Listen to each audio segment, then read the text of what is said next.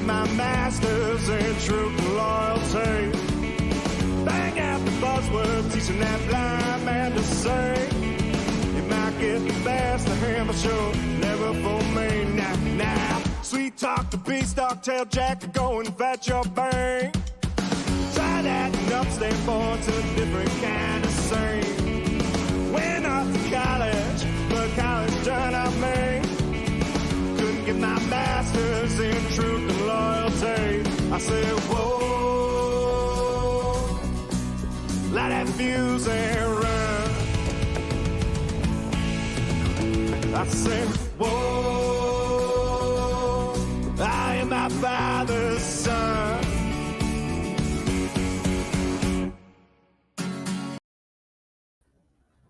What's up, Bills Mafia? Welcome to the K-Gun Report. Guys, you see a different face? That's because I'm not Swank. Swank is building a house, and he's in the process of almost moving in. So we gave him a little break. My name is Scott. I am your host of the K-Gun Report. Welcome, welcome, welcome. Start out by saying congratulations to the Bills Mafia. We are AFC East champions, and we clinched the second seed, which holds a lot of strength, as we all know. I got a couple guests with us tonight. My brother. Oh, you'll see him when they come in. And special guest. He's a Steelers fan. You guys will get over it. He's a real good guy. We'll see you in a couple minutes.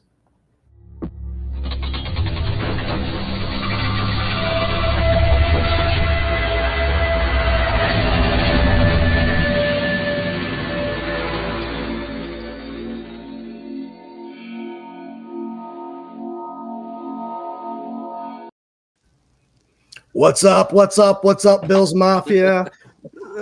I'd introduce EG, Eric. We're the Bills Mafia. What's the Steelers? What are they? Steeler Nation or something like that? We have Steeler Nation, Steeler Gang. Okay. Yeah. Well, I know there's a shitload of you guys watching too, guys. We have a whole bunch of viewership right now. It's crazy. I'm looking at the numbers. But I want to say welcome to the K-Gun Report. We're AFC East champions. Bills fans, I know the Steelers snuck in. Congratulations, you guys. I got some special guests with me today. We'll start right off to my side over here, our buddy Josh Cook. What's up, Josh? Welcome. What's up, everybody? What's going on? Got my might be chilly shirt on. Oh, nice. Nice. It's going to be a little chilly this weekend.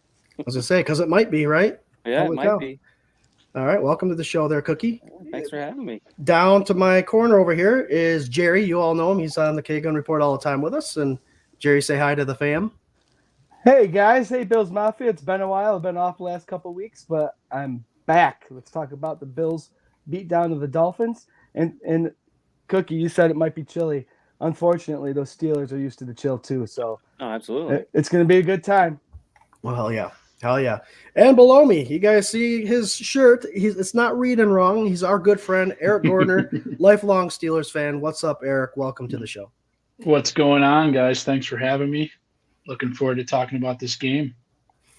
There you go. And we're looking forward to getting your insight because you guys know on the K-Gun Report, we do bold predictions, X factors, keys to the game, and we're actually going to twist it up a little bit. And when we answer our portion, I'm going to turn it around to Eric, and he's going to tell us what his key to the game against us is going to be. So it'll be fun. Very knowledgeable sports fan altogether, but he loves this Steeler for sure.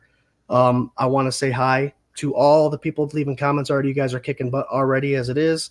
Let's start off at the top. Lonnie Cook. Josh, you know who that is. That's Josh's mother. What's up, Lonnie? Hey, guys. Hi, Mom. Paulette Brown. Hey. Hi, Mom. Let's go, Buffalo. Welcome, welcome. John Johnson's welcome. Happy Tuesday. You ain't kidding. Harold Fuller. Let's go. Jamie Norris and Uncle Jamie. What's up, Mafia? Victory. You ain't kidding. It's a big one at that. Who'd have thunk? Guys? 5 weeks ago, we were 6-6, and I think we had a less than 1% chance of making the playoffs. And here we are sitting at number 2. Doug Augie. Hell yeah. Let's go. Bruce McKellar here. Go Bills. Bruce McKellar, Dr. Bruce. Not only do you see him in all the games, you have the red section too, I believe, Dr. Bruce. That's cool. But he leaves blogs, guys. He does the injury report on 24/7 Buff Pandemonium's website, 24/7buffpandemonium.com. A couple hours before game time, he puts out the injury report, which is very knowledgeable and very layman. You can understand. He explains things very professional without confusing about the big words. Thanks, Dr. Bruce, for that. And in the offseason, guys, he keeps us updated on current injuries and any new injuries that come up. John Johns, you ain't kidding. AFC champs. Yeah. Casey Nicole. Heller. What's up, Mafia fam? Hello, Mafia fam. Hell yeah. We got some Hello. YouTubers here. There's something wrong with the guy in the bottom left corner. There ain't nothing wrong with him. I can't quite make it out. I hear you. Mafia Mutts. There you go. Let's freaking go. If you haven't joined up Mafia Mutts Facebook, guys, are you guys on Twitter too? They are. Join them up.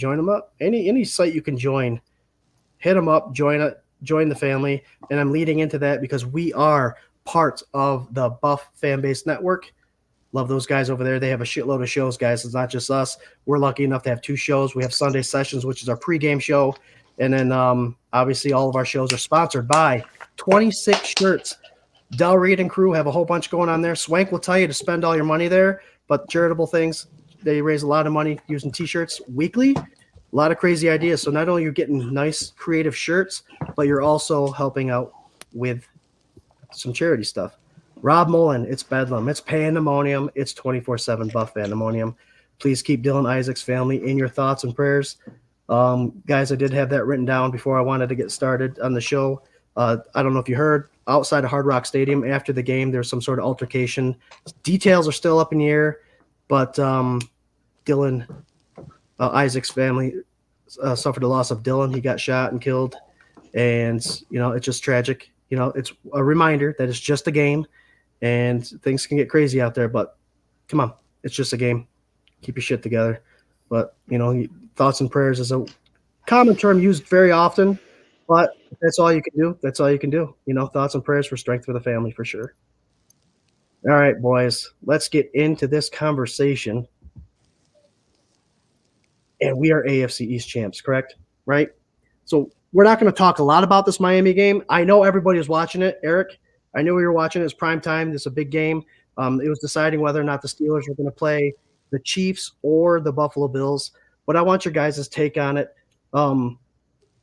Offensive and defensive MVPs. We're going to keep it really easy.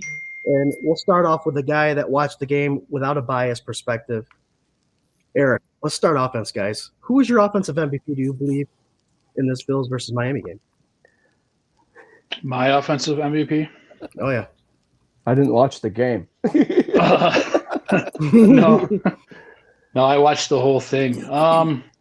Probably Shakir, man. He made some great catches and came in clutch for you guys. I think he's definitely a weapon that has come on, right, the second half of the season more. Mm-hmm. And probably him and Kincaid, right? Those are my 2. There you go. And Shakir and Kincaid might have a bigger role this week because of the news of a PCL possible sprain suffered from Gabe Davis. We saw him go down in the end zone, that tripping. It was a no-call pass interference, but that wasn't pass interference. He definitely tripped. Cookie, I'll come back to you. I mean, Shakir did a great job. So did Kincaid. Who else you giving credit to on this offense? Oh, my lights are dim, and you guys might lose me here again. I don't know. It's been a rough afternoon out here in Webster. So, Cookie, it ain't that hard of a question, man. I got to get out of here. Eric had it with Shakir. I think he had a great. I got to give it to the offensive line, though. I mean, these guys have been together all year. I mean, what was it? Vandermark came in and held down the left tackle spot for a few plays. I mean, you got to give it to those guys. I mean, they did a decent job. I mean, it could have been better, but I mean, they've been together all season, and I think they helped. Second half for sure. Oh yeah, I mean, Dawkins came out with a nasty slice on his finger. I'm not sure how that happened, if it split the web or whatever, but that thing was gushing pretty good. Yeah. But he came in there and still held his own, which is good against a depleted Miami defense, obviously. But it is what it is. You still have to play the spot, right? Yeah. Jarrod, you're up. You're the last one standing right now, man. Offensive MVP. Yeah, I mean, Shakir and Kincaid, they're great. The offensive line's also awesome, but you guys took them all. Who am I going to go with? Let's go Josh Allen. His resiliency to come back and drive and do the little tush push. It's got to have a different name than a tush push, though, because more than half the time he was jumping up in the air and getting escorted through the air. So let's give it to Josh Allen. All the other guys you guys mentioned are very honorable for that MVP. But those Josh Allen mistakes have to go away for the playoffs, especially against a Steelers team that takes advantage of stuff like that. So I don't know if you guys go back and look. I know the score says 21-14, but we were down in their red zone or in scoring position pretty much all game, and we shot ourselves in the foot. So going back, Josh Allen's MVP just because he was resilient, didn't give up, kept going, kept the team in it, and they pulled off the win. There you go, Jarrod. As far as that tush push, remember they call it the snowplow now, and I think Collinsworth, I think a name that we all love to hear when we know we're watching some Sunday Night Football. He also gave it a nickname. I can't remember what it was, but just his obnoxious self. I was like, come on, stupid. We got some other MVPs looking like Dawson Knox, John Johns thinks. Dawson Knox had a couple of good catches. Van der Mark, yep. Cookie said that. Offensive line showed up. There's a lot of meat on the bone, guys. I'm going special teams because I think that's, you get the ball. That's part of offense. So I'm glad you guys left that for me. Deontay Hardy. I mean, in a game where we were stalling on offense, and obviously the defense was holding their own and doing what they had to do, they were getting tired. I mean, the Miami Dolphins have a lot of speed. And when you have linebackers and defensive ends having to run out to stop that angle, that wears them down. And the fact that they were able to get a bunch of 3-and-outs, sometimes they, 5 or 6-and-outs, it was nice, but we needed a spark. And we got that spark at a perfect time with that 95-yard punt return, longest in Buffalo Bills history, by Deontay Hardy. Big-time MVP. I mean, he's the one that turned it around, tied the ball game. We went to a 3-and-out, right, the very next drive, and Josh Allen took it down and scored a touchdown, put us up 21-14, and the rest is history.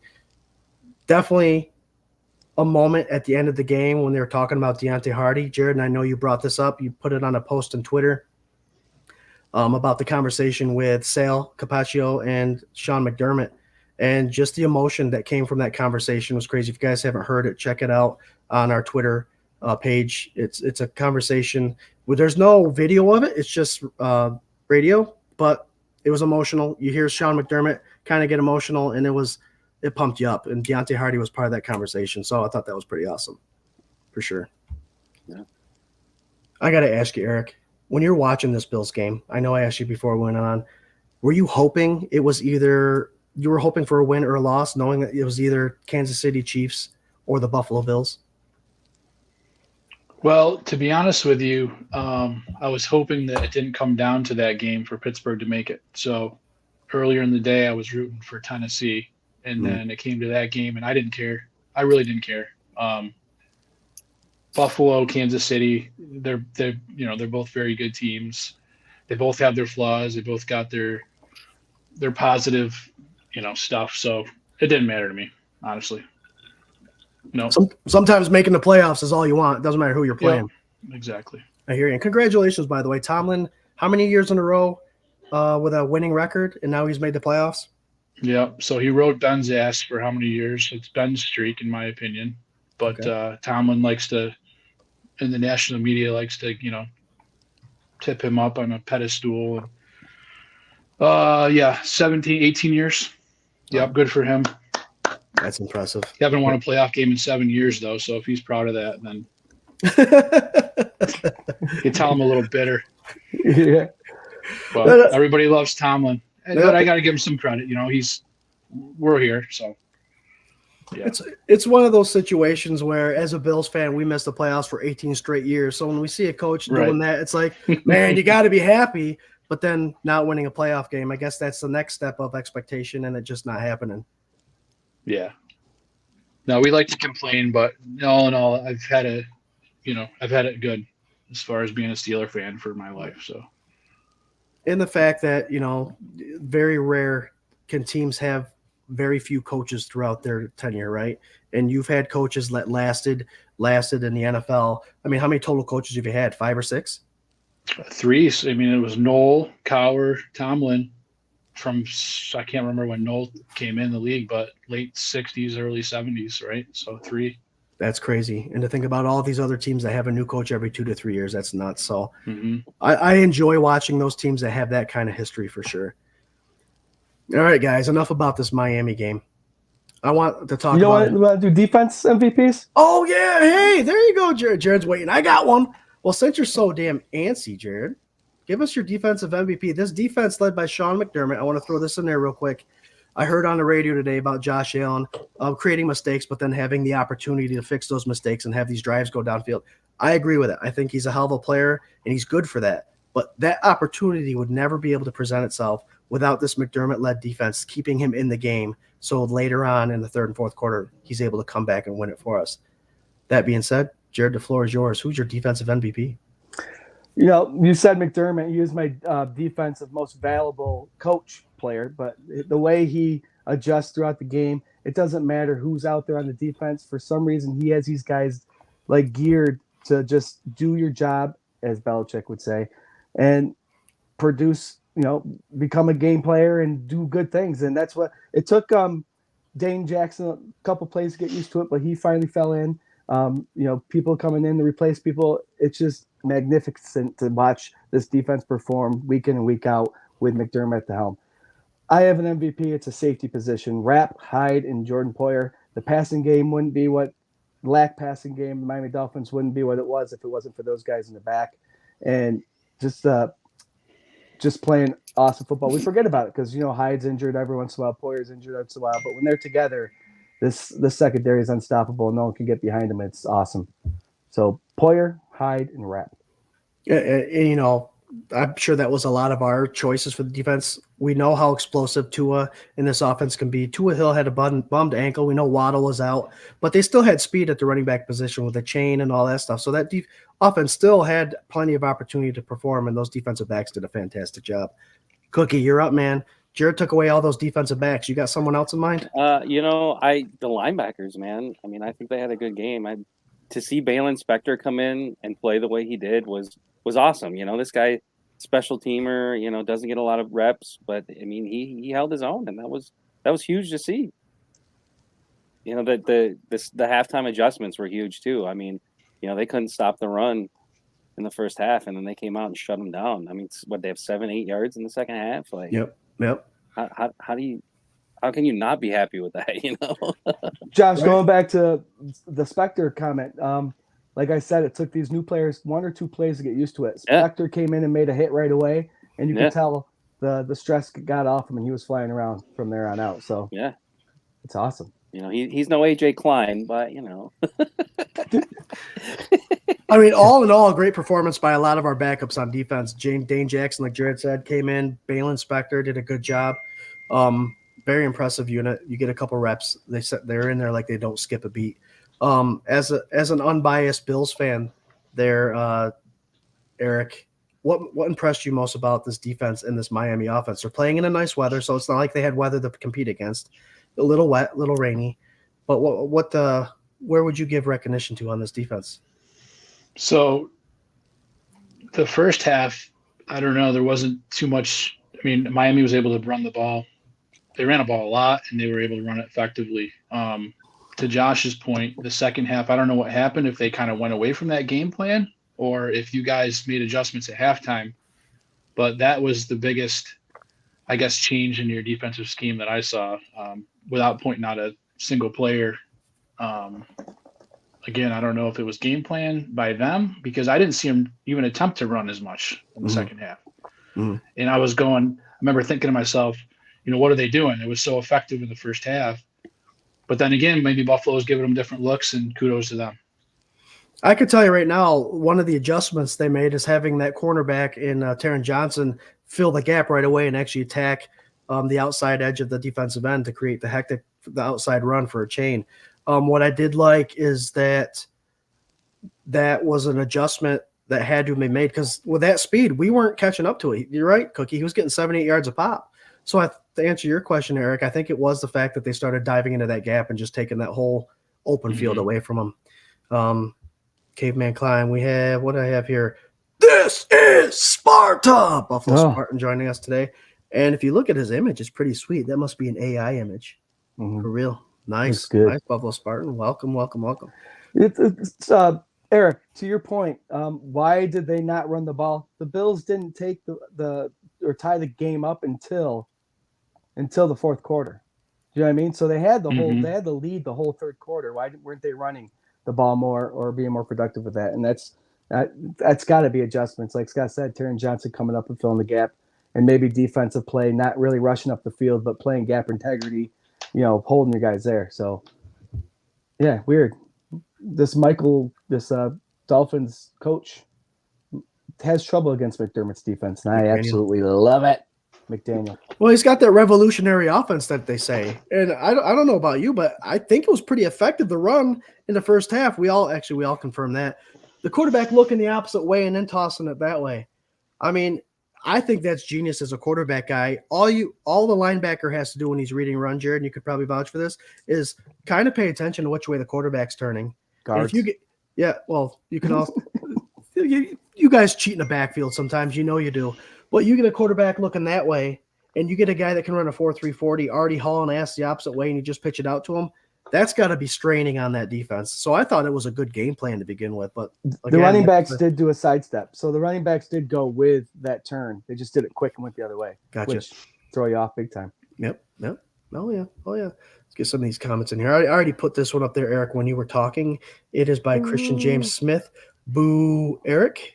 We have backups, guys. We mentioned that Spectre Jackson stepped up big, didn't miss a beat when the starters went out, which was huge. And those guys were mid-round draft picks. They did a good job. Our defense did adapt to their run plays in the second half. Dr. Bruce says Miami had 7 rush yards in the second half. Again, no idea why they would have stepped right out of that. It was effective. Spectre is faster than Dotson, was able to close faster. What happened to Dotson? Was it a concussion? Concussion was Ty Johnson, I think. I saw something last night that said there might be like an AC joint issue. Yeah, he did go in for the shoulder, right? Yep. Okay.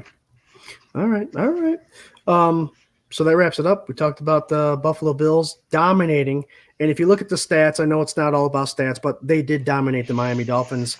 You can't take turnovers away. It's part of the game, but they did dominate. They finally figured it out, got some special teams help, and the defense did enough to bring us home the AFC East Championship, and the second seed in the playoffs.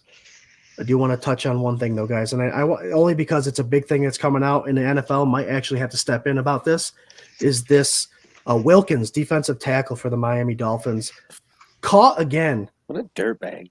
Caught again, trying to give Josh Allen a hand job in the middle of a play.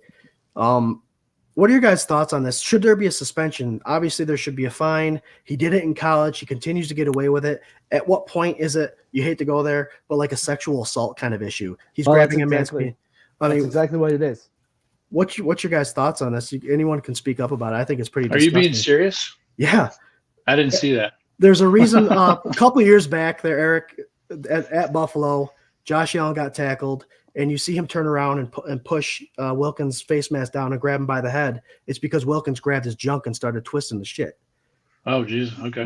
When they did the snowplow earlier in this game, Sunday, same situation. Josh, when he reached for the first down, they just missed it.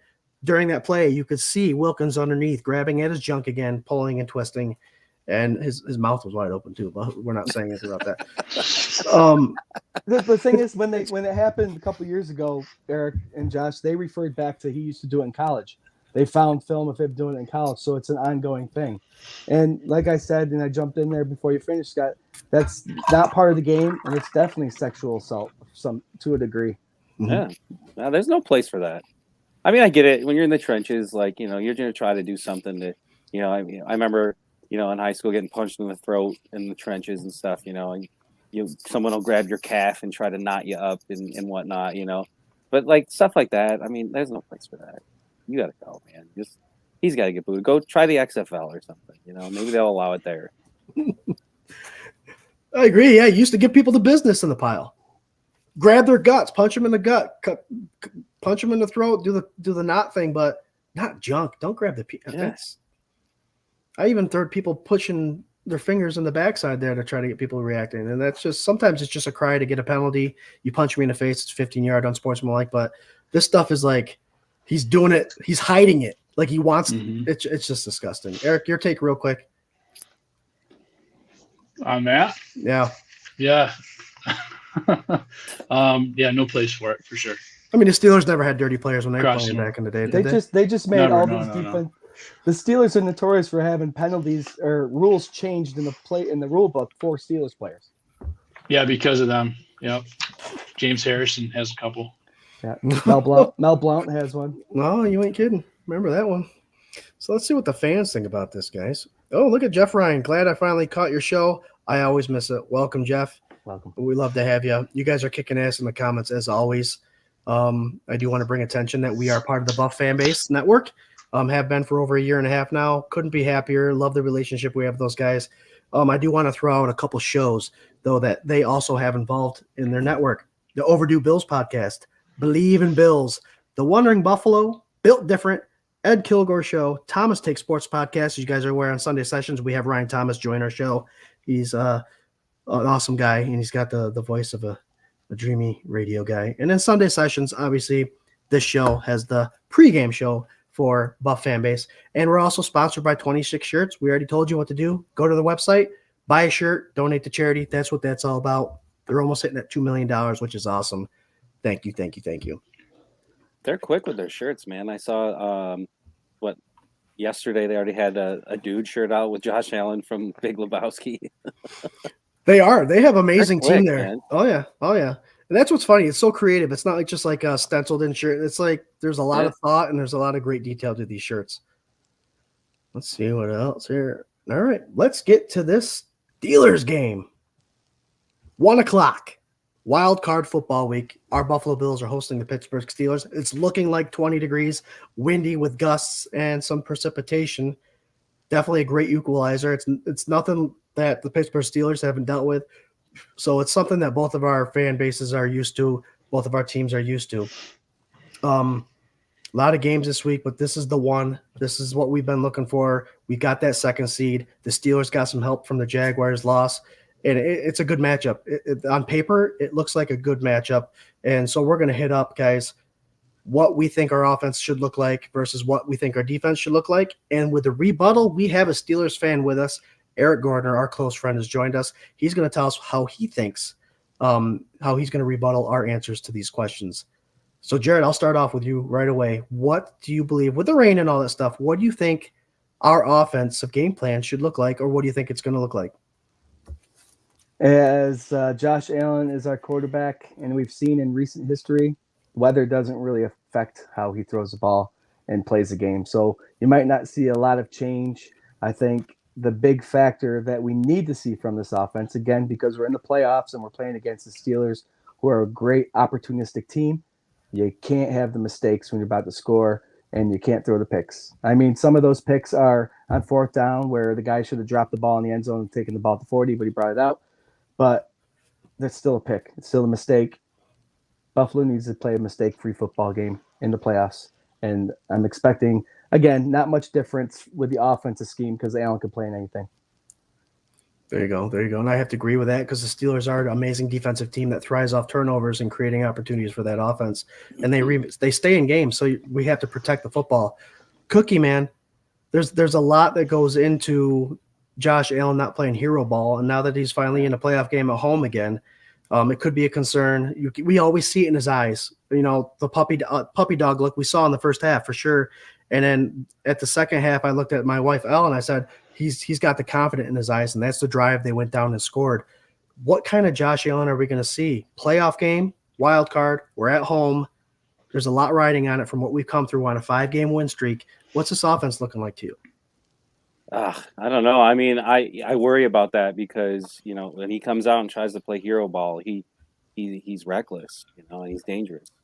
And then those turnovers come out. I hope he can get settled in early. I think, being a home game, he may get settled in a little bit earlier than Miami. I think I agree with Jarrod. I don't think the weather is going to be that much of a factor. We've seen that it isn't before. But the Steelers are a team that'll capitalize on errors. They'll capitalize on those turnovers, and it's going to be a big hole to dig out of. So just taking care of the ball, being clean with it, no fumbles, holding onto the ball. That's it. That's all I got. I just protecting the ball and playing clean. I'm with you. I think it's one of those situations we know that Josh Allen could throw the ball in the rain and the wind. That's for sure. But we know that the turnovers could be a problem.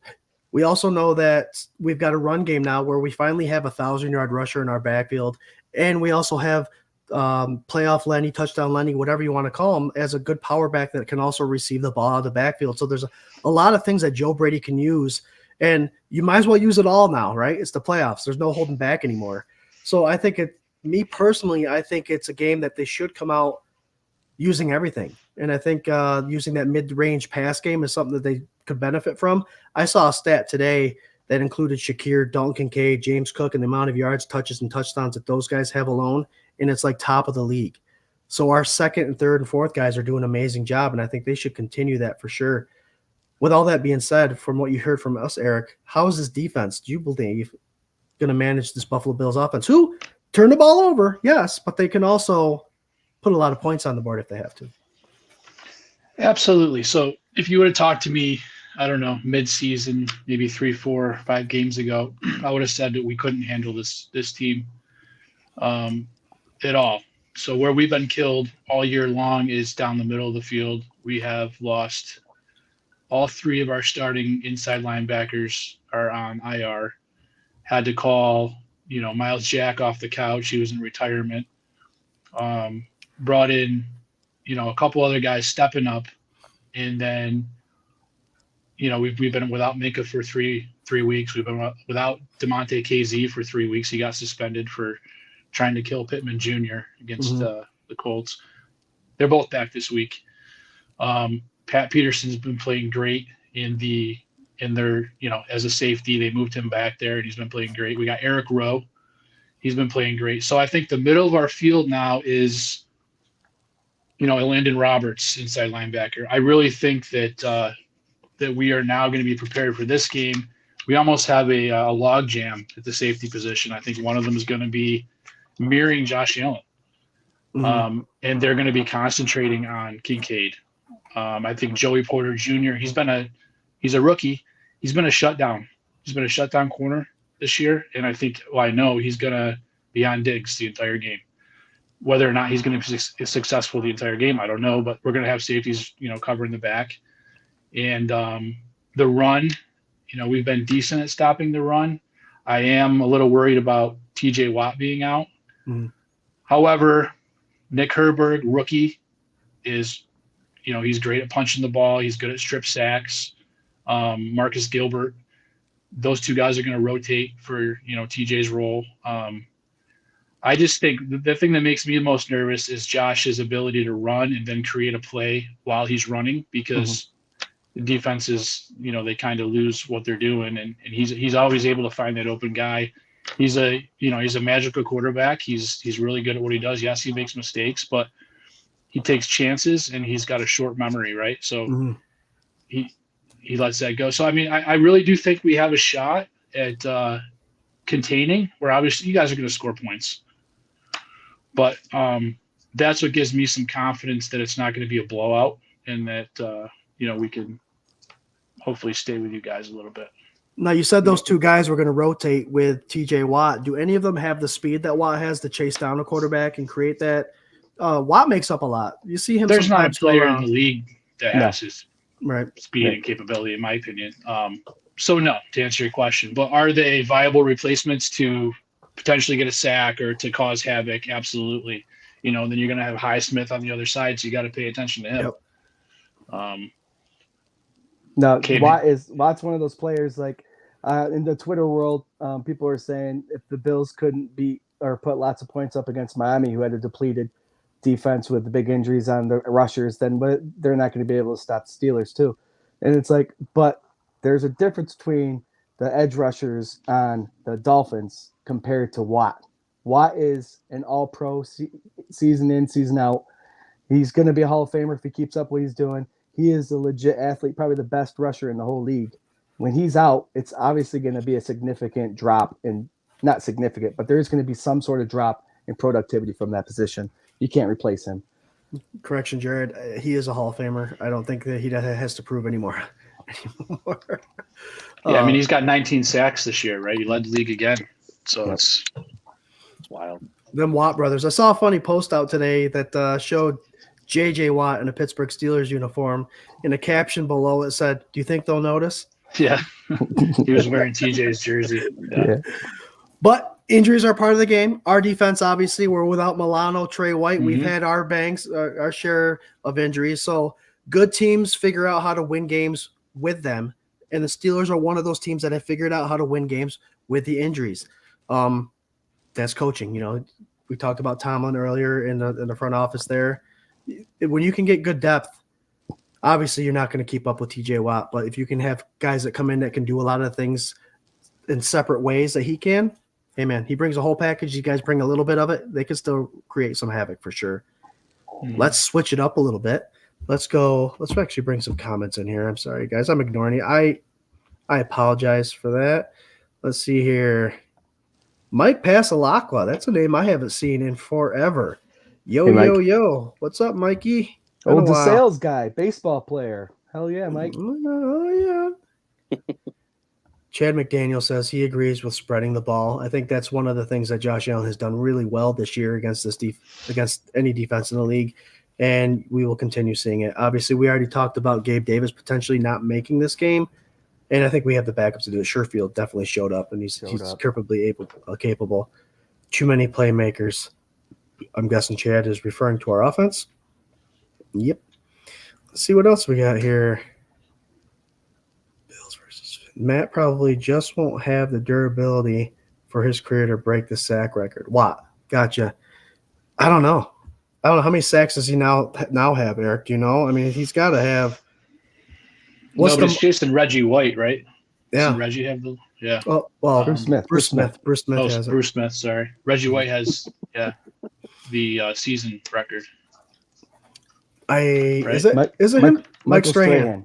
All right, I'll shut up. No, it's all playing back to me. Remember the Brett Favre flop that they gave Strahan that sack for? That's right. Yeah. Bruce Smith has 200. Thank you, Spin 0481. All right, let's turn it up a little bit here. We just got done talking about our offense versus the Steelers defense. What about our defense against the Steelers offense? I mean, opportunistic to say the least. Mason Rudolph is the quarterback. They've struggled with that. I was a fan of Pickett, and Eric, I know you were too. Had high hopes for him, but Mason you weren't. You had no. Oh yeah, no. No. You don't remember when they drafted him? Remember that video that you got? Yeah. During our draft, we had Eric live on when they drafted him, and I remember you swearing in the background as soon as that pick was made. So my apologies for that misspeaking about your fanhood for Pickett. Are you a Mason Rudolph fan?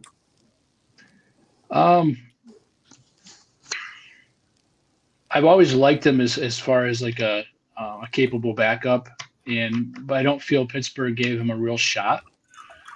And he's been very patient. So they just drafted Kenny, or first of all, they brought Trubisky in before, and they gave him the job. And then they brought Kenny in, and they said it was a competition, but there was no competition. So I don't think he really got a fair shot at it.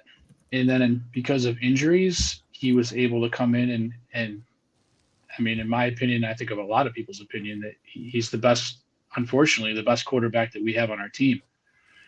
In his three starts this year, he has better numbers in every single game statistically than Kenny Pickett has had in 24 starts. Ooh. Yeah. Just to give you an idea, right? He's got 112 passer rating, over 100 in every game that he's been in, and 90% completion percentage. So right now I'm a big fan of him. Absolutely. The team's playing different with him. You know what I mean? They're like rallying around him. George Pickens is finally getting the ball thrown to him. Kenny Pickett played scared. Did he win some games? Yeah, but you know, they were putting up 16 points, 10 points, 14 points. You can't beat good teams. You can't win a playoff game if you can't put up 25, 30 plus points. You know, you might as well stay home. So the fact that Pittsburgh is able to do that, and they've been doing that for the last few games, that gives me some hope with their offense for sure. Yeah. Oh yeah, definitely. Especially the offenses you're dealing with in the playoffs right now. You have the Chiefs, you have the Bills, you have Miami Dolphins, who could put a 30 burger on you at any time. So you're right. If you're scoring 14 points religiously, that's not going to work. Definitely not going to work. Jarrod, what does our defense have to do to help us come away with a W from Pittsburgh? They have to stay healthy a little bit. I think we'll see what Rasul's going to be doing. Rasul Douglas. I know he had a knee injury. And Dotson, we'll see what his injury looks like. I think did Benford go down too? I thought I saw Benford went down, but got to stay healthy. And as I referring to the beginning of the show, I said that McDermott seems to have this defense. Everybody on the sidelines, even the people playing, they all seem to be on the same note. So if they could continue that, keep the good rotation, keep the offense guessing when there's going to be a blitz coming, and just keep flying to the ball. They've played very physical football all year round, and Steelers are known for their physicality on both sides of the ball. So they have to stay physical, match Pittsburgh with the physicality of the game. And I think if they can do that and get a couple bounces go the right way, then their defense is going to have yet another good game. The playoffs are funny. Both teams, Steelers, we could say squeaked into it. The Bills actually squeaked in too with an 11-7 record. But once you get there, that's the main goal for these NFL teams is get to the playoffs, because guess what? It's a brand new season once you get there. It doesn't matter what your regular season record is. You can look at the Giants years ago. They were the seed 7, and they won the Super Bowl against the undefeated Patriots, right? Mm-hmm. So get to the playoffs. That's where the season starts. And it's going to be – this is where coaches' careers are made and broken, are in the playoffs. If you can win games, when you call the right plays and the right scenarios and the right situations to win a game, and that's what you're going to be remembered for. So McDermott's the head of this defense. So this shows a lot for him. So I think this defense is going to shine. It's going to shine if it could stay healthy and keep moving to the ball quick. Sure. And that's something McDermott's been doing the last 5 games. We were 6-6, like I mentioned earlier, and we've won the last 5. It seems to be a little bit of adjustment for McDermott defensively, holding a lot of these power offenses, the Chiefs, the Eagles, the Miami Dolphins, to minimal points, and he seems to have everything figured out. But you're right. None of that matters until you're in the playoffs, and it's all about what you do in the playoffs. Cookie, what's this defense doing? Are they Miami? The Steelers have a good running offense. They've got Warren. They've got Harris there. They are. I looked up a stat that was interesting. They run 75% of their runs inside the tackles. That's the 1, 2, 3, 4, 5, 6 gaps, A, B, and C gaps. 75% of the time. Buffalo Bills actually inside the guard do it 48%. They're the highest in the league to run up the middle. That's just an interesting stat to throw out there. But Cookie, tell us what you think this defense should do against this offense. He's paused. He ain't saying anything. And he's mute. All right. So he's just going to check his connection real quick. I'll go off that. I'll go off that. I think what Buffalo Bills have to do against the Steelers with this kind of weather is definitely stop the run. It seems like a big setup for Mason Rudolph and the Steelers offense. When Warren can get outside of those tackles, he's speedy. He's always falling forward. He's a tough running back. He reminds me, I think he's a little better than Isaiah Pacheco of the Kansas City Chiefs. But that's something that is definitely a threat to the game. Obviously, we know about the Bills' past history against run offenses that can be effective.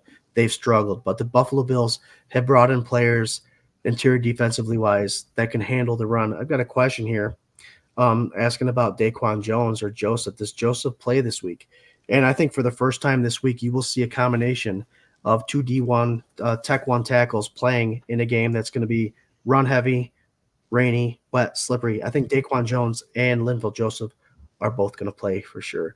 But stop the run. I'm not worried about Mason Rudolph, as good as his numbers have been. And I agree with you, Eric. I don't think he has given a fair chance at the starting position. I think he's overall got a winning record, correct? He does. Yeah, I think he's overall, since he's been in the league, you mean? Yeah. Yeah, he's like 7-4, something like that. There you go. Yep. So given a fighting chance, now he has a chance to prove himself in a playoff game, which definitely increases increases your resume. It makes it look a lot sweeter if you can get some playoff wins under your belt. So make the run game stop, make Mason Rudolph force some balls. Our defensive backs can handle it. I think the defense shouldn't have that much of a hard time, but you never know. It's Buffalo Bills football. I mean, to your point, I mean, I think Buffalo's going to have to stop this Steeler. You know, the run that's going to be Tomlin's plan, right? Not just because of the weather. That's just because what we've been doing. 470 rushing yards in the last 3 weeks. that's, Mason's coming into a playoff game. He doesn't have a lot of playoff experience, if any. So they're going to want to take that pressure off of him. Mhm. And they're going to run Najee and they're going to run Warren to death. And then, that's what it's going to open up, hopefully maybe a little bit of passing game. That's what I hope. But but yeah, if you guys stop the run, then it's going to be a long day for Pittsburgh. Yep, I agree 100%. That's what we need to do. All right, this is the time of the show where we do our bold predictions, our X factors, and our score predictions. Guys, I already explained to you, bold prediction is a crazy stat. Throw it out there. Mason Rudolph throws for 12,000 touchdowns. The X factor is a part of the game that you think is going to decide. It could be statistic, it could be stat-wise, or it could be just a defense, offense, position that you think is going to determine an outcome of the game. And obviously, the score prediction is pretty self-explanatory, right? So bold prediction for this game. Obviously, me and Jarrod and I will be doing the Buffalo Bills. Eric, you'll be doing a bold prediction for your team. He might pick the Bills still. Yeah, he might pick the Bills. You never know. Josh Allen going to tear us apart. No, So, Jarrod, give us your bold prediction. I actually have Swank's bold prediction too. So you start off. Buffalo Bills versus Steelers playoff game bold prediction. I have a bold prediction that Josh Allen will break yet another Buffalo Bills record by surpassing Jim Kelly for most touchdown passes in the playoff career. Kelly has 20, Allen has 17. So that means Allen's going to throw for 4 touchdowns. Holy shit. Okay. That's pretty bold. That is pretty bold. My bold prediction, they brought touchdown Lenny, playoff Lenny in for a reason. This snowplow tactic is going to work for the third and shorts, the fourth and shorts when you need it in the middle of the field. When we get the first and goal situation inside the 3, I think it's prime opportunity to start using a Leonard Fournette for those situations. The Bills are having no issue driving down the field. It's the turnovers when they get on the other side. It's the not finishing the drives. I think they do that this week. I'm giving touchdown Lenny 2 scores from inside the 5. That's my bold for this week. Eric, what's your bold prediction? My bold prediction, I think the Steelers, I don't think you guys can stop our run. And I think we run for 225 against you guys. Damn. I don't want to hear that. I don't like that at all. It's 225. That's time management. That's milking the clock. That's keeping the ball out of Allen's hands. So Yep. I hope And that does not happen. We ran for 202 against Seattle. And I know Seattle's defense isn't that great. But yeah, I think our running game is going to just be pounding the ball. And you're going to get tired. And if I was a Steelers fan, I think I would agree with you on that one, Eric. I think that's a good understanding of your team. You know what they are successful at, and if they can succeed at something they're good at, it's going to make it miserable for any NFL team that they're playing. Because the Steelers do have the capability to do something like that for real. I can't find Swanks. Jarrod, can you find it for me? I made a mistake. Allen has to throw 5 touchdown passes. So my bold prediction for this game is Allen will surpass Jim Kelly's playoff touchdown record at 22 because Kelly has 21. So Allen will throw 5 touchdown passes. Now that's even bolder. Jesus. Okay. Holy moly. I got Swanks here. This is a nice bold prediction with Gabe Davis, obviously with that injury. Don't know if he's playing. With the way Josh Allen spreads the ball around, he's been doing it pretty amazingly this whole year. He's got Shakir, 100-plus receiving yards with a touchdown. I like it. That guy, I tell you, he's a surprise every time he catches the ball. He's got that natural lean after he catches it, that yards after catch. Swank, he actually reminds me of the Swank. Eric, he reminds me a lot of a receiver he used to have in the number 86, Hines. He's one of those tough guys that could take a hit, and he's always moving forward. As soon as he catches the ball, you know he's getting 5 yards easy. Mm-hmm. And all those yards could come on one, well, maybe not one play, but because that's one of the things the Steelers, they like to give up big plays too. So that's one of the other things that made me a little nervous. There's always 1 or 2 of those a game. And Josh has had a problem actually getting a big play and throwing the ball deep. It seems like he's overthrowing by 5 or 10 yards, or he's underthrowing for those interceptions. So maybe this week's the week to get it right. Bold prediction from Doug Augie. Cook has the most rushing yards out of both teams. All right. Harold Fuller says Murray is better at the snowplow. Lenny doesn't grab it as well. I understand it's a fast play, but I agree to disagree. I like Lenny. I think that he's there for a reason. That's why Murray's been inactive the last couple weeks. Sneaky running game. They got better. Be ready. Yep. They do have a pretty good running game for sure. Bruce McKellar's bold prediction: defense gets 4 turnovers. Could be a day. Could be. Scott, did you say Swank's the one that picked Shakir? Yeah, Spin 0481 says Shakir 100 in the TD is not that bold. Yes, it is. He's only had 2 100-yard receiving games this year. Week 5 or 6, and then this past week he had 100. So it is bold when he's the number 3 receiver. And I want to jump on that really quick. As I mentioned earlier in the show, that sometimes your playoffs, how coaches perform in the playoffs makes or break their Hall of Fame status and all that stuff. The playoffs are also a spot where a player that goes under the radar all season shines and makes a name for himself. Via Gabe Davis 2 years ago against Kansas City game. You know what I mean? Oh, yeah. So all these bold predictions, we can have some crazy guy like Shakir blow up all playoffs. And it's simply electricity just went out, looked like in the background. Welcome back, Cookie. Welcome back, Cookie. We're talking about our bold predictions. There's been some pretty bold ones. What do you got for us? What's a bold prediction? How are these Bills? What player is going to surprise us this week? I think I haven't been a fan of him all year until this past week, and I think, Trent Sherfield is going to show up with the absence of Gabe Davis, and I think he's going to have a big game. I like it. I like it too. Well, yeah. Of course, we're going to like it. Anytime a Bills player is going to have a successful game, we're always like that, though, aren't we? I like that one. I like it. All right. Paulette Brown says Diggs gets over 100 yards and 3 catches or more, or 3 touch. Okay. All right. He's having a Randy Moss type of day. Charla Zwemmer says Josh and Diggs connect for a 70-yard TD. Spin 0481. Pittsburgh linebackers are weakness, and Shakir and Kincaid should be able to feast in the middle of the field.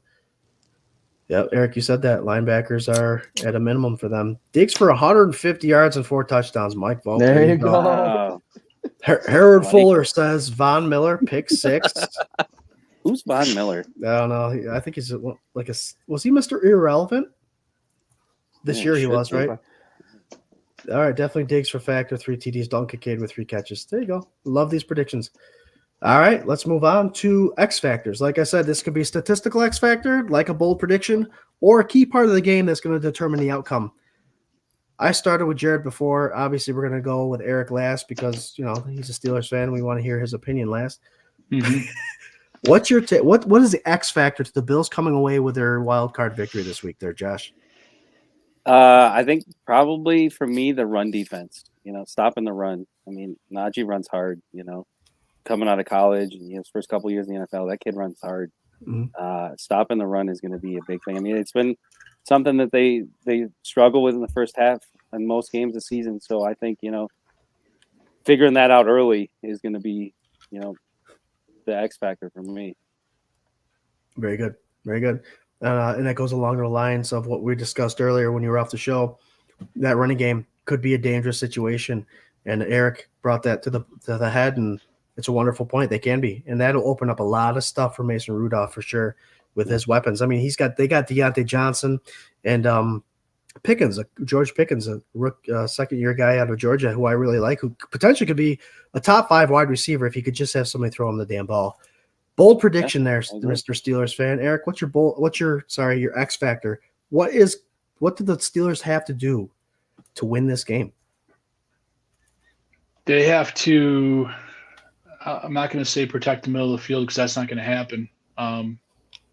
They have to prevent the big play. They got to, Joey Porter Jr. and on Stefan Diggs. He's got to contain him, and he's been doing that to everybody's number 1 wide receiver.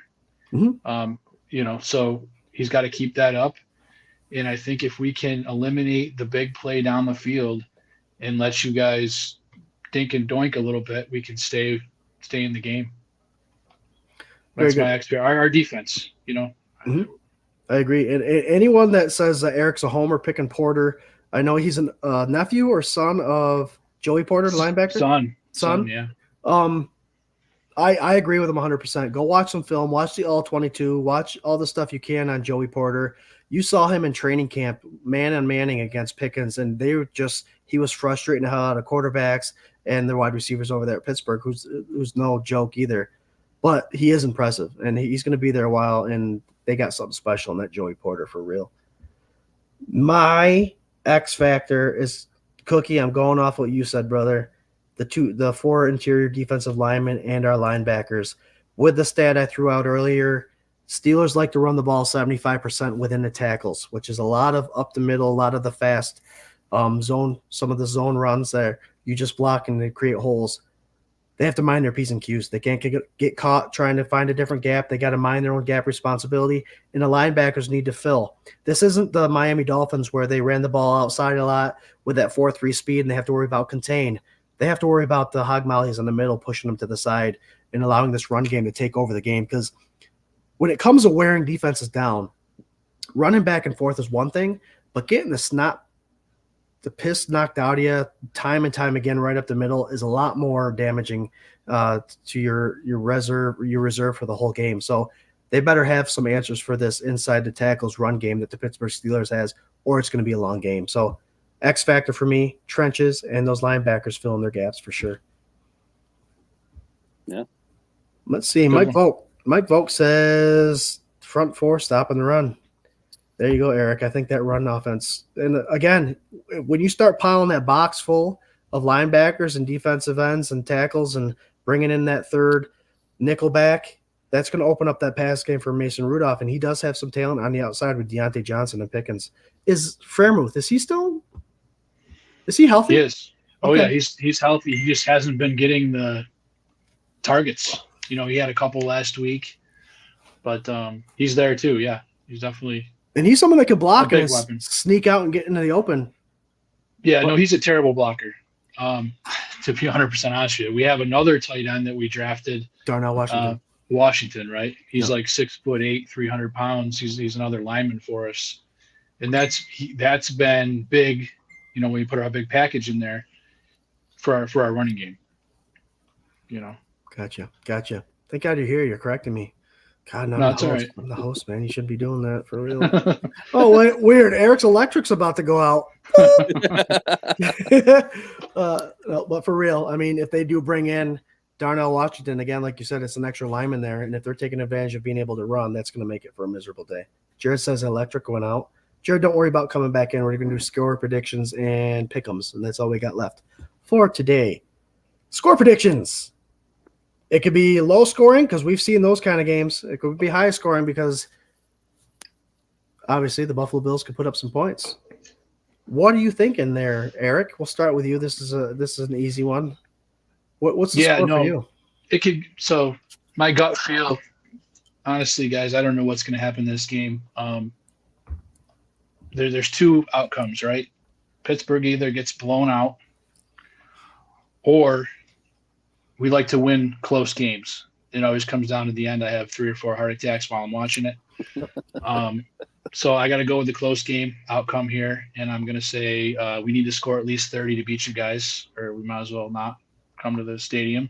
So I'm going to go with a 31-28 victory, Pittsburgh. There you go. All right, what do you got, Josh? Yeah, I agree with him. It's going to be a close one, I think. I think it's going to be, I think probably right around the same score, but just opposite. I think the Bills will probably Bass will win it at the end of the game, but I think it'll be another heart attack game. I mean, I got a bad heart already. These games this year has been a rough year for me, man. Whatever you do, Josh, don't double up on your meds. Do not do it. Right. But yeah, it's going to be a close one, I think. There you go. And it's one of those games. I've been up and down all year. You do get a bias. You do get a bit of a homer feel to some of these games. And a lot of times, 35-10s, those numbers are thrown out. This offense can't score on our defense. This offense, blah, blah, blah. But we got to remember it's the NFL. And the NFL is designed to make these games as even as possible. The talent's there. There's no bad NFL player because they wouldn't be there if they're not in the NFL. So everyone has a potential to have a very successful game, and that's why all these games are so close. That's why Vegas makes so much money off these bets. I'm going 24-14. I do think it's going to be one of those wet games where it's going to be head-to-head for a while, and I think, again, like the Miami game, the Bills are finally going to take over in the fourth quarter, again, giving us all heart attacks. And, Eric, you can hang out there with us with that heart attack because we're tied in the fourth quarter. But I go 24-14. I think the Bills come out with the victory for sure. Let's see what the fans say. Yeah, the Cardiac Kids. No shit, John. You ain't kidding. Mike Vogt says 42-17. Ma says, oh, Josh. Does mom know about your heart condition, Josh? Oh, yeah. Okay. She was there when I had. Oh, that's scary. Joey Hatch, 40-27. There you go. Lonnie says 32-12. There you go, Lonnie. Mikey Pasalacqua, 31-10. I like all these scores because would you believe, Eric, on a Buffalo Bills fan page, fans are picking the Bills to win? I don't think. No, not at all. No. No. Harold Fuller says overtime. I do not have the luxury to have the buttons that Swank has. He's the tech-savvy guy. He does all this through OBS, and so he's got control of all that stuff. I can do it, though. Welcome to overtime. There we go. Ellen Lart says 28-14. There you go. So for those of you who are watching, the coaches, the special teams coaches, defensive coaches, coordinators, all you guys, if you need any help figuring out how to win this game, just tune into the K-Gun Report. Eric's given the Steelers plenty of information to beat the Buffalo Bills. And, of course, the three of us, Jarrod, myself, and Cookie, have given you a lot of information. Take it as it is. Go win a football game. We do have other games, guys. I do like to go over these games. We'll do pick-ems real quick. We'll fly through it. We are at 9:01. We have a bad habit of going overtime. If we had a television business, we'd be out of business by now. But we're going to pick the other 5 games real quick, and then we'll go through final thoughts. So let's hit it up. First game. And there's a little tie-in. I saw a little thing talking about this whole scripted NFL thing. When I mention these games, I'm going to tell you how they're involved with this whole script talk. We got the Browns versus Texans. We already know that the Browns made that big trade for to give away to get Deshaun Watson, even though he's not playing. There's one tie to the playoff about this scripted stuff. Who do you guys got winning this? Browns versus Texans at Houston. Who's first? Go ahead, Eric. I know you're a huge Browns fan. Yeah, no, I'm not. I'm not at all. But I'm going to give this to the Browns. I think Joe Flacco, I love the story, even though I used to hate the guy. But I think it's really cool that he's coming back and doing what he's doing. And that defense is going to be too much, I think, for the rookie and those guys. Yeah. There you go. I hate to follow suit. I'll jump ahead of him. How do you Cookie and say, unfortunately, the Browns are going to win this one. Love to see Stroud go ahead and win. He's had Offensive Player of the Year type numbers. He's definitely the future there, but the Browns are just Flacco's on fire, and their defense is too strong. What are you thinking, Cookie?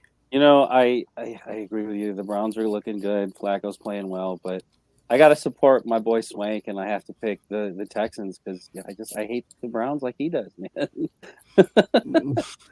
There's just a lot to hate about him, right? I mean, yeah.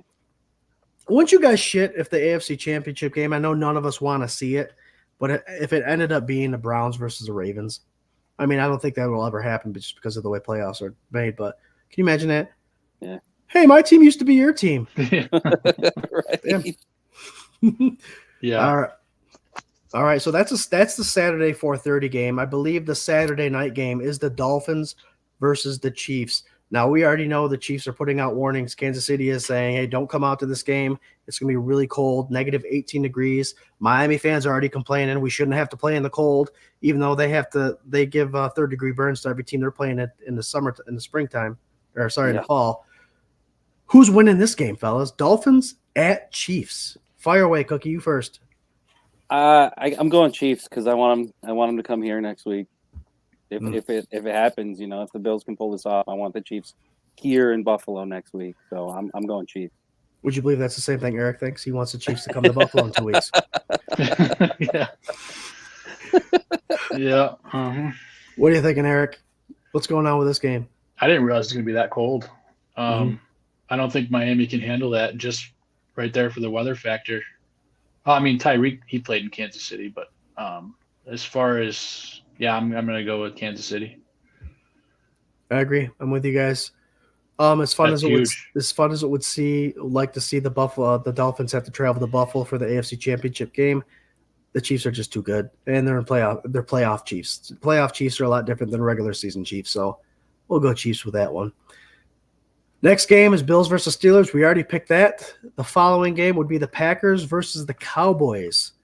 NFC rival. Wow, they played a couple NFC championships. Who's taking this one? They're playing at the Cowboys. Cookie. Dallas. Packers. There you go. I think the Cowboys are frauds, and I just I agree. You can't be just as a Bills fan. I can't like them.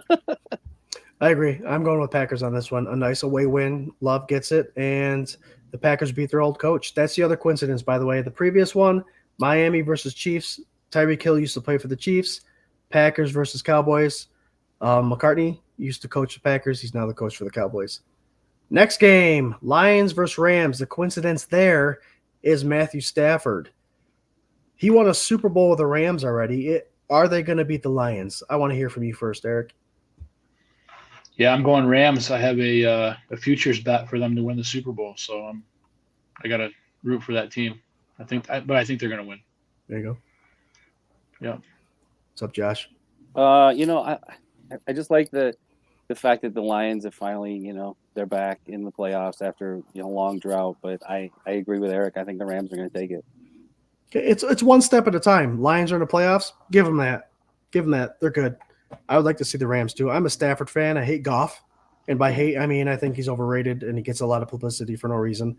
But the Rams are on fire at the right time. They got a good passing game, and Kyron Williams. What's his last name? The running back there. What?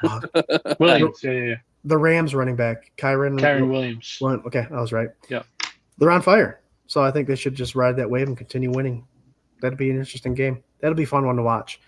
And then we follow up Monday Night Football, the Eagles versus the Buccaneers at Tampa Bay, which the NFC always gives us one of these teams, right? You get a team that barely makes it in at 9-7. Meanwhile, you have a team in the AFC that's 11-6 and didn't make the playoffs. That's just crazy to me. Who you guys got for this? Eagles, since they played the Bills, have lost multiple games. They're figured out. It looks like Hurts has a bum finger. Is Tampa Bay going to with an upset? Do you think they're going to come up with that or what? I do, yeah. All right, Josh. Josh thinks Tampa Bay's winning. How about you, Eric? What's up? I agree. Yeah, I don't know what the Eagles are doing. The last few weeks it's been wow. Yeah. I think Tampa Bay comes away with this one. I'm with you both. I think it's a home field advantage for sure. They got the nice weather, and I would like to see the Eagles after all this hype. I'm not a fan of Sirianni, for real. I think he's a little too loud, a little too big for his britches, and he needs to be quieted a little bit. But that's my personal opinion. Bruce McKellar also thinks the Bucs will win. That'll be a fun game on Monday night. Before we go to final thoughts, I want your thought on this, guys. I'm going to ask you both. We have two number 2 seeds. Who's the number 2 seed in the NFC? Is that the Cowboys? Yeah, I think so. Okay, and the Buffalo Bills were obviously the number 2 seed. As much as I love the 1 o'clock football games, I'm a fan of them. I had my whole day planned at 1 o'clock. I get my coffee, do the show, Sunday sessions, and everything's planned out. So I'm okay with the 1 o'clock spot for a 2 seed. But do you think the 2 seeds, the Bills and the Cowboys, should they get those primetime games like the 8 o'clock games and the Monday night games? Or do you think this is fair, considering that every game is a primetime game because there's only one? Eric, I'll start with you. Should 2-seeders get the nighttime games? I would say yes. Yeah. Yep. How about you, Josh? I agree. I mean, I don't think you put a team that just barely over 500 and squeaks into the playoffs on a primetime game. They should be the 1 o'clock game. Right. They shouldn't be the one with the longest break, right? Correct. You think the ones with the 2 seeds and the 3 seeds should be the teams that get the advantage? That's how it's played in every league. Is the teams that win the most games get the biggest advantages other than home field. So I agree with you. Dan DeClerc is here. Season ticket holders love 1 p.m. You ain't kidding, Dan. Eric, what's your ties with Dan? And is he taking you to the football game this week? How's this working out? Yes, he is. I'm fortunate enough to be going with Buffalo Bills season ticket holder Dan DeClerc. So I'm happy it's a 1 o'clock game. You ain't kidding. So I look forward to having some fun up there. Absolutely. And getting yelled at and all that good stuff. Well, the good thing is that, like you mentioned, Dan is a season ticket holder. He's around a bunch of people that he's been a season ticket holder for a while, knows the people, so you can wear your Steelers stuff and you're not going to get harassed. You may get a beer or two dumped on you, but that's all right. I'll probably be by myself. No.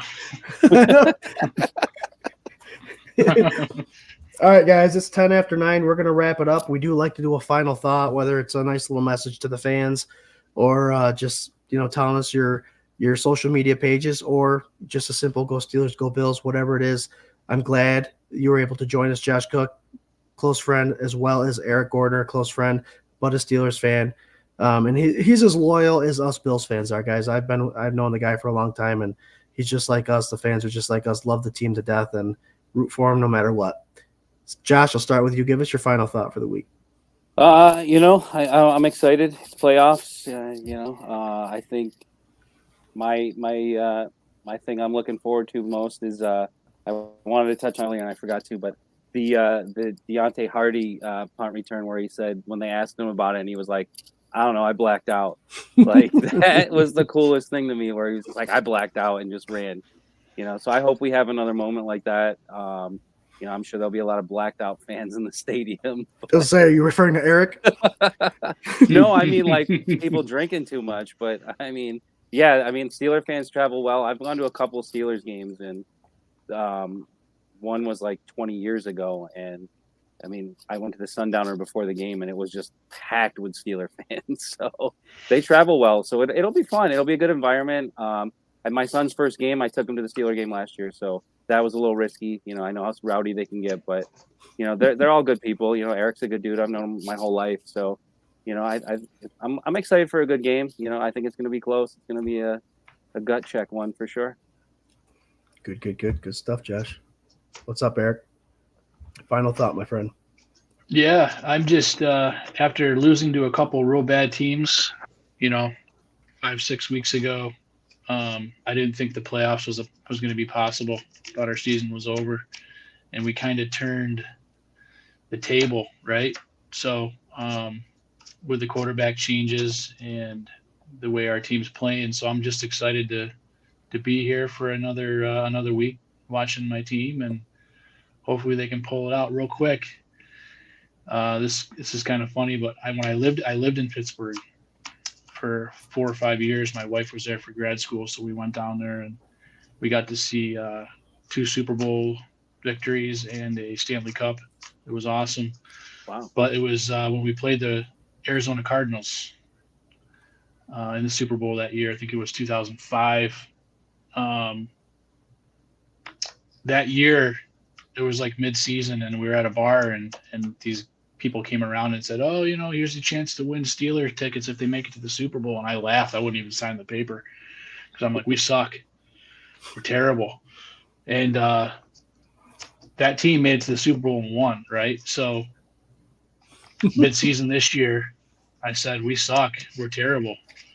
And kind of feels a little bit like that. So we'll see what happens. Everybody counted us out, and one game at a time. We were the 7th seed that year, had to go on the road every single game and win. So that's my final thought. Thanks for having me. It was fun. Oh, we love having you, man, on Steelers Week. And I think, do we play you next year? I don't know. The schedules already came out. No, we don't. Damn it. No. Damn it. But I'm going to go off what you were saying. Us Bills fans, halfway through the season, we were in the same boat you were. 6-6, not looking nice, under 1% chance of making the playoffs. We had that bye week coming. Jesus, we're playing the Cowboys, the Chiefs, the Philadelphia Eagles. Things are going to be rough. The Miami Dolphins, there's no way. And the Bills found a way to do it. And hearing your story, I mean, you always got to – that's why we're an optimistic Bills fan page, the 24/7 Buff Pandemonium, Finger Lakes Mafia. And we're optimistic. And it may be overly optimistic at sometimes, but there's no reason why you can't be. There's teams that barely make it in the playoffs, the New York Giants, and they beat an undefeated Super Bowl hopeful in the New England Patriots. Mm-hmm. You got to play every week. You got to play every Sunday, Saturday, whatever it is, and you got to root hard because, hell, you're spending the money, you're drinking the beer. You might as well be happy about it, right? Final thought for me, special thanks to the Buff Fan Base Network. For sure, love being a part of your network. with all the other groups I mentioned earlier. We have a good thing going. Tune in, check out their Twitter page. They're almost at 200,000 members, which is pretty serious. And it's pretty awesome. Special thanks to 26 Shirts, our sponsor of this show, the K-Gun Report, which goes live at 8 o'clock every Tuesday. And we also have a pregame show, the only pregame show, the best pregame show, the Sunday sessions. We go on an hour and a half before game time.